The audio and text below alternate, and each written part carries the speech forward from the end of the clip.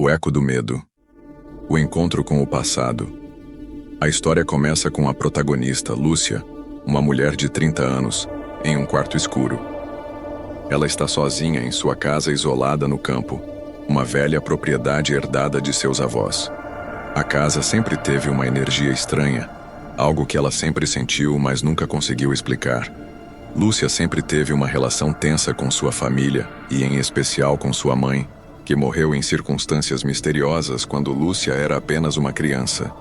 Lúcia começa a procurar algo antigo.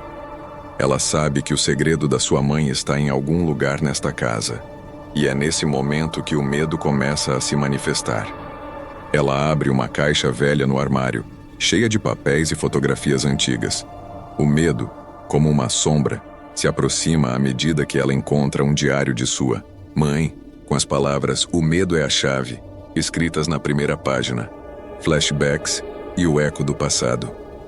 A casa muda para o passado. Uma criança chamada Lúcia corre pelos corredores da casa enquanto sua mãe, Beatriz, grita de dentro de um quarto fechado. Lúcia, ainda muito jovem, se aproxima da porta com medo, ouvindo palavras sussurradas. Lúcia, não abra. Não entre no quarto, é perigoso. A criança, no entanto, obedece à curiosidade e abre a porta.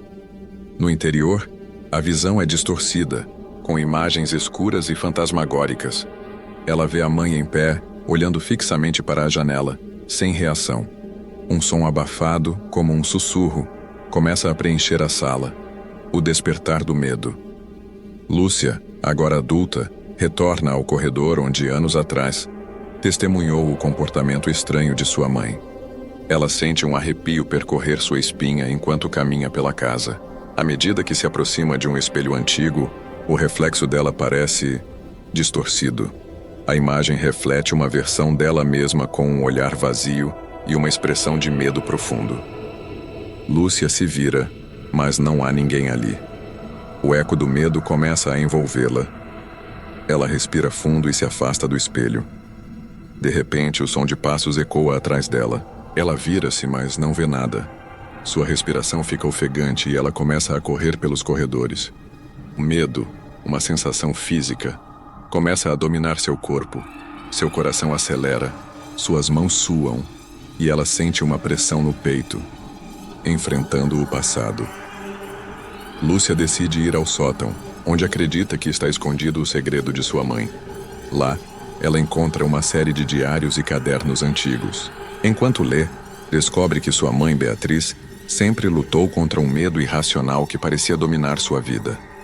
Ela escrevia sobre uma presença invisível, um eco do medo que a seguia e a fazia perder a sanidade. A última entrada de Beatriz diz: "O medo é real, Lúcia. Ele vem para todos e um dia virá para você também."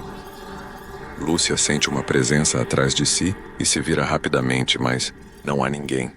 O medo se torna palpável, e ela começa a entender que a sensação de pavor que ela sente não é apenas fruto de sua imaginação, mas algo que foi transmitido de geração em geração. O confronto com o medo. No ápice do suspense, Lúcia entra no quarto onde sua mãe morreu. Ela sente o medo se intensificar, como uma pressão física em seu peito.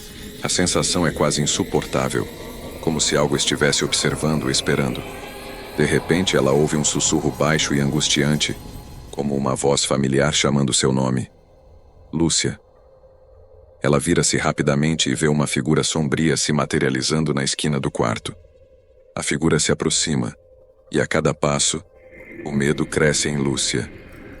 Ela sente seu corpo paralisado, mas então, algo dentro dela desperta. Ela lembra-se das palavras de sua mãe. O medo é a chave. Lúcia, em um impulso de coragem, enfrenta a figura e grita: "Eu não vou mais fugir de você. Eu enfrento o medo." A figura desaparece.